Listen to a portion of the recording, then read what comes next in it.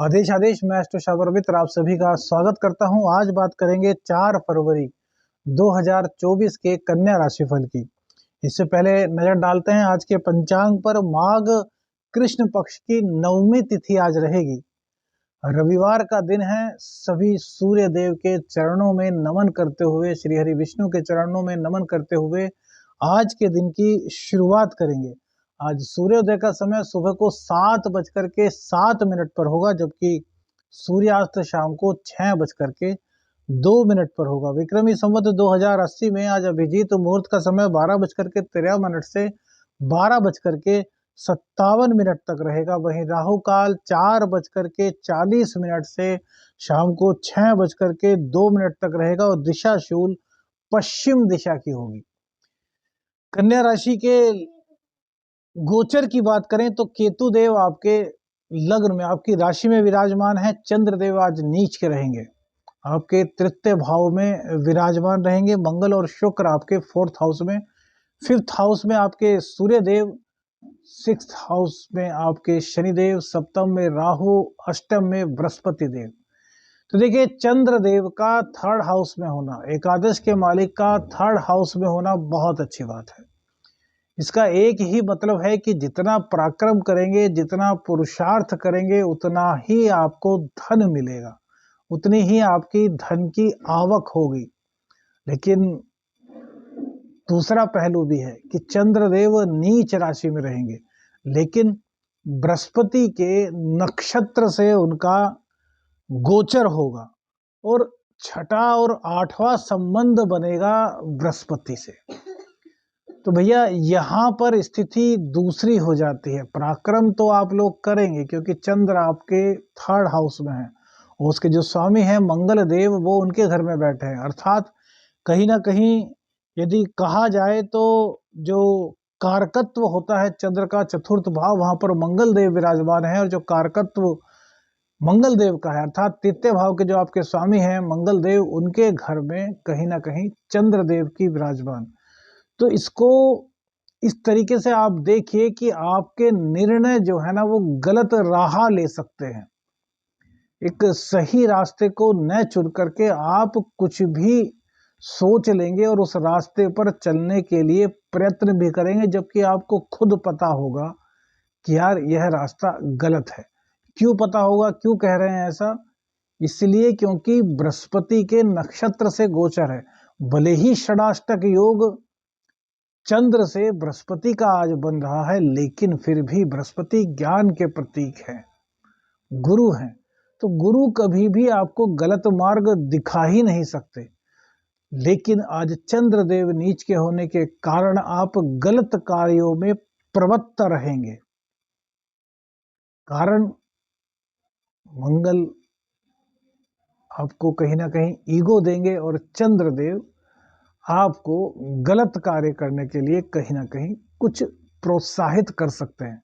यदि आपकी कुंडली में चंद्रदेव पीड़ित हैं, आपकी कुंडली में चंद्रदेव नीच के हैं, तो भैया फिर आपको दिक्कतें होंगी। हालांकि धन की कमी से नहीं जूझेंगे। हाँ, इतना जरूर है कि आज धन की आवक और दिन की अपेक्षा कुछ ज्यादा या कुछ कम हो। देखिए, हमने दोनों चीज इसलिए कही कि कुछ ज्यादा गलत काम जब हम करते हैं कोई, तो उसमें धन थोड़ा अधिक मिल जाता है। समझ गए ना? आजकल आपने देखा होगा ना कि यार नंबर 2 से कोई कार्य कराना हो तो उसमें पैसे अधिक देने पड़ते हैं, जबकि कार्य वो फ्री में भी हो सकता है, लेकिन हमें जल्दी कराना है या फिर कुछ पेच फंस रहा है कि हमें कार्य कराना है, तो कई क्लाइंट्स हमारे पास आते हैं, बोलते हैं कि गुरुजी वहां तो पैसे देकर के काम चल जाता है। तो जिसके बाद पैसे आते हैं वो गलत रूप से कर रहा है, तो इसलिए ज्यादा पैसे उसके पास आने की आज संभावना है। ऐसा ही आप कर सकते हैं, या तो आपके पास ज्यादा पैसे आएंगे या फिर गलत कार्य में प्रवृत्त होने के कारण कहीं ना कहीं जब आपका मन आपको कचोटेगा, तो हो सकता है कि आप उस गलत कार्य को करने से बच जाएं।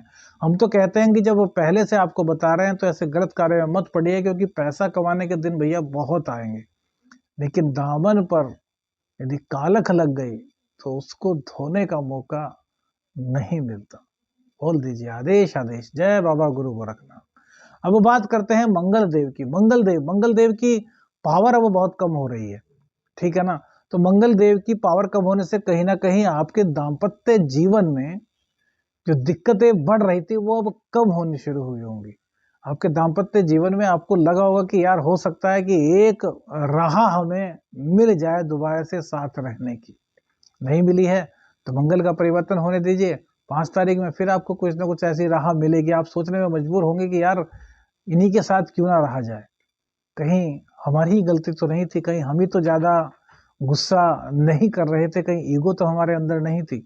वहीं मंगल देव जो आपके चतुर्थ भाव को देखेंगे, ये प्रोसेस वो होगा जिससे कि आपकी आमदनी बादस्तूर चलती रहेगी, क्योंकि राहु की दृष्टि भी 11वें भाव पर रहेगी और मंगल की दृष्टि भी आज 11वें भाव पर ही रहने वाली है। शुक्रदेव जो कि आपके भाग्येश हैं, वो इस टाइम अच्छी स्थिति में है, वो आपके भाग्य को बढ़ाने के लिए पूरी तरीके से आपको प्रोत्साहित करेंगे। बस ध्यान कैसा रखना है कि गलत रास्ता अख्तियार नहीं करना, गलत कार्य नहीं करने। अब शुक्र की और मंगल की दोनों की हमने युति आपको बताई है चतुर्थ स्थान में, तो ये युति ज्यादा अच्छी नहीं कही जाती, शुक्र और मंगल की युति। क्यों? कारण होता है कहीं ना कहीं वासना की अधिकता के कारण अपना ही नुकसान कर लेना। समझ रहे हैं ना कहाँ बोल रहे हैं?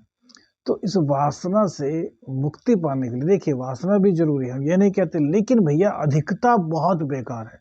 पति पत्नी का संबंध है, ठीक है, उसमें भी वासना की अधिकता बहुत खराब है। और आजकल तो हमने देखा है कि जिनकी शादी भी नहीं, वो भी यार इन चक्करों में पड़े हुए हैं, पता नहीं किस प्रकार से अपने संस्कारों को खोते जा रहे हैं। तो आप इन चीजों में मत पड़िए। चतुर्थ भाव में है तो आप सुख ढूंढेंगे, इस तरह का सुख ढूंढेंगे जहां पर कि आपको काम का सुख मिले। काम के सुख में आपकी अधिक प्रवृत्ति रहने वाली है, तो इस प्रवृत्ति को आप कम कीजिए। यदि शादीशुदा है और जिनकी शादी नहीं हुई भैया, वो तो इन चीजों से बचे रहें, क्योंकि यह समय ऐसा है कि आप खुद का ही अपना ही नुकसान कर रहे हैं यदि इस चीजों में पड़ रहे हैं। क्यों? क्योंकि भैया शनिदेव छठे स्थान में बैठे हैं, कर्मों के देवता हैं। अभी आपके लिए वो कुछ नहीं कहेंगे क्योंकि अभी आपके सपोर्ट में है, लेकिन जब सप्तम में आएंगे तब आपके साथ में दिक्कत कर देंगे। तब आपको लगेगा कि यार उस वक्त हमने जो किया आज हम शादी के बाद पछता रहे हैं। तो ऐसा बिल्कुल मत होने दीजिएगा, स्त्री हो तो भी, पुरुष हो तो भी। यहाँ पर कई स्त्रियों को कुछ गुप्त बीमारी की आशंका भी बनती है पेट से संबंधित, तो अपना ध्यान रखें, कुछ भी ऐसी चीजें मत होने दें जिससे कि आपको आगे चल करके नुकसान हो जाए। अब सूर्यदेव पंचम भाव में बैठ करके शिक्षा को आपकी बढ़ा रहे हैं, ज्ञान को आपके बढ़ा रहे हैं, इनकम को आपकी बढ़ा रहे हैं। आपके अंदर ज्ञान की ज्योत जो है वो तेजी से जलेगी, अर्थात आप जल्दी से किसी भी शिक्षा को ग्रहण करने के लिए तत्पर रहेंगे, और शिक्षा जैसे ही शिक्षक आपको देगा तो आप उसको तत्काल प्रभाव से ग्रहण भी कर लेंगे, क्योंकि इस वक्त आपका माइंड हाई लेवल पर है। सूर्यदेव हाई लेवल पर पहुंचा देते हैं, लेकिन सूर्यदेव पंचम स्थान में बैठे हैं तो पेट को खराब करेंगे, कहीं ना कहीं कुछ दिक्कत मुंह संबंधित भी आपको हो सकती है दोबारा से। वहीं एक चीज और क्या कि प्रेम संबंधों में थोड़ी सी दिक्कत सूर्यदेव यहाँ पर पैदा कर रहे हैं, लेकिन बुध देव यहाँ पर बैठ गए हैं, तो बुध देव का यह गोचर आपके लिए बड़ा कल्याणकारी है। सूर्य और बुध का बुधादित्य योग पंचम भाव में बने तो ज्ञान के बल पर अर्निंग करना, ज्ञान के बल पर अपना नाम करना, ज्ञान के बल पर अपने माता पिता का नाम रोशन करना, ज्ञान के बल पर कॉम्पिटिटिव एग्जाम्स को क्लियर करना, ये आपके लिए इस समय का बहुत अच्छा योग बना हुआ है। बुध यहाँ पर पंचम भाव में बैठ गए तो जो टैलेंटेड लड़के लड़कियां हैं और उनके पास रोजगार नहीं है, तो वो आपको यहाँ पर रोजगार दिला रहे हैं, और रोजगार में किसी तरह की दिक्कत आपको महसूस नहीं होने देंगे। नौकरी में कोई दिक्कत थी तो उस नौकरी की दिक्कत को भी यहाँ पर बुधदेव दूर करेंगे। 11वें भाव को देखेंगे, लग्नेश और दशमेश। 11वें भाव को देखने से चंद्रमा नीच के हैं, थोड़ी दिक्कत करेंगे, लेकिन फिर भी ये आपकी इनकम को इंक्रीज करने में मदद करेंगे। अब गलत निर्णय पर चलने से पहले, गलत रास्ते पर चलने से पहले एक बार थोड़ा सोचिएगा। तो सूर्य भी आपको सपोर्ट करेंगे, बुध भी आपको सपोर्ट करेंगे, शुक्र भी आपको सपोर्ट करेंगे और मंगल देव भी आपको सपोर्ट करेंगे, क्योंकि मंगल देव भी आपके गुप्त ज्ञान के अधिष्ठाता हैं। तो कुल मिलाकर के आपकी कुंडली में स्थितियां बहुत शुभ हैं। और कब शुभ हैं? जबकि आपके बृहस्पति आज, वो बृहस्पति कह रहा हूँ, चंद्रदेव आज नीच के हो गए। तो चंद्रदेव जब भी नीच के हों, हमने आपको बताया है कि शिव तांडव स्तोत्र का पाठ कीजिए,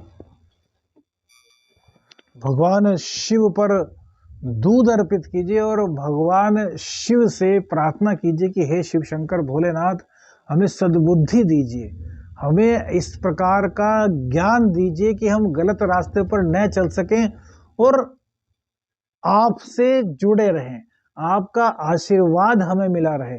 तो चंद्र देवता आपकी कुंडली में यदि नीच के होंगे, पीड़ित होंगे, तो भी आपको उनकी शुभता प्राप्त हो जाएगी। माता के स्वास्थ्य का थोड़ा सा ध्यान रखना है, घर में कलह ना हो, इस चीज का भी आपको ध्यान रखना है, क्योंकि जब मन पीड़ित होता है, मन परेशान होता है, तो कहीं ना कहीं कलह का माहौल बन ही जाता है। अब एक चीज और, कि जो चंद्रदेव हैं बहुत ही कोमल हैं, बहुत ही शीतल हैं, और ऐसा ही हमारा माँ का प्रेम होता है, माँ का आशीर्वाद होता है। तो किसी भी कार्य को करने से पूर्व माँ का आशीर्वाद जरूर लीजिए।